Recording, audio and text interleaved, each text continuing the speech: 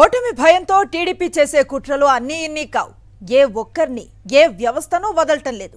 వాలంటీర్లపై మరోసారి టీడీపీ కుట్రలు బయటపడ్డాయి. ఏపీ సీఈఓ పేరుతో పచ్చముక్కలు తప్పుడు ప్రచారం చేశాయి.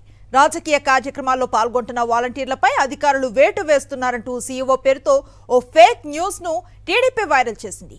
వాట్సాప్ నెంబర్ను కూడా సోషల్ మీడియాలో వైరల్ చేసి వాలంటీర్ల ఫోటోలు పంపితే చర్యలు తీసుకుంటామంటూ సీఈఓ పేరుతో తప్పుడు ప్రచారం చేసింది టీడీపీ. దీనిపై స్పందించిన సీఈఓ ఇటువంటి తప్పుడు ప్రచారాన్ని నమ్మొద్దని సూచించారు.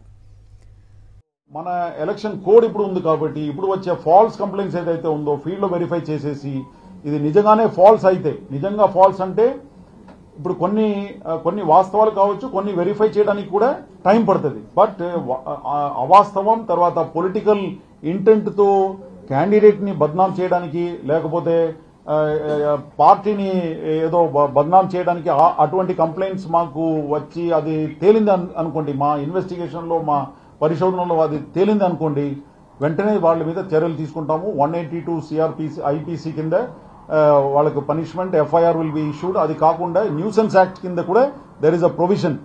ఏపీ సీఈఓ పేరుతో ఐటీడీపీ చేస్తూ ఉన్న దుష్ప్రచారంపై పోలీసుల స్పందన అది మనం చూసాం. పూర్తి సమాచారం మా కరెస్పాండెంట్ సతీష్ అందిస్తారు. సతీష్, ఈ ప్రచారం పట్ల పోలీసులు ఏం చెప్తున్నారు? ప్రస్తుతం సీఈఓ కూడా ఈ వార్తలు నమ్మొద్దని సూచించిన పరిస్థితి ఉంది. ఎట్లా చూస్తున్నాయి రాజకీయ వర్గాలు ఈ తరహా ప్రచారాన్ని?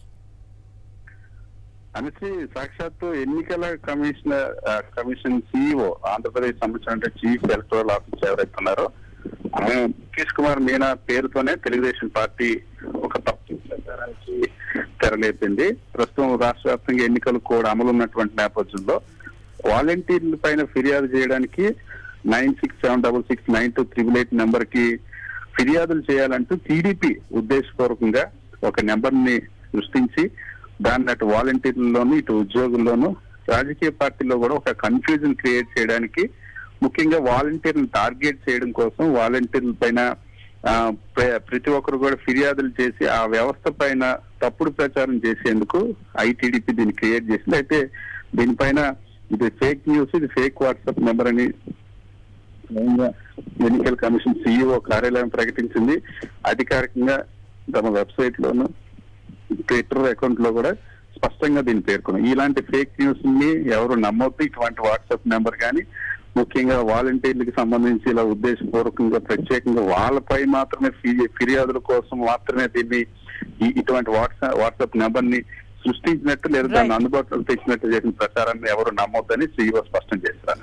Right, thank you Satish.